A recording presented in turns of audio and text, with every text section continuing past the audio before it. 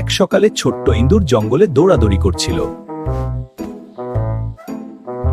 হঠাৎ সে বুঝতেই পারল না সে সিংহের নাকে ঢুকে গেল। কে আমার ঘুম নষ্ট করলো? মাফ করবেন রাজা, একদিন আমি আপনাকে বাঁচাবো। তুমি কি এত ছোট্টই ধরে আমাকে বাঁচাবে? হ্যাঁ রাজা, ছোট হলেও সাহস তো আছে, আপনি দেখবেন।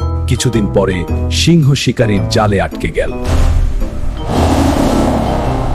রাজা, চিন্তা করবেন না, আমি এসেছি। এক কামড় আর সব ঠিক হয়ে যাবে। তুমি সত্যিই ছোট্ট হলেও সাহসী। ওয়াও, ইঁদুর সত্যিই সাহসী। এখন থেকে আমরা সব সময় বন্ধু। রাজা, এবার দেখুন আমি আবার সাহায্য করতে পারি।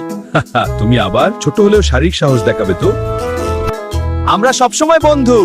জঙ্গলের সব পশু পাখি আনন্দে চিৎকার করলো, পাতার মধ্যে কনফেটি নেই। গল্পটি ভালো লাগলে অবশ্যই লাইক দিন, আপনার মতামত কমেন্টে জানান, আর বন্ধুদের সাথে শেয়ার করতে ভুলবেন না। আপনার একটি শেয়ার কারো শিক্ষা হতে পারে।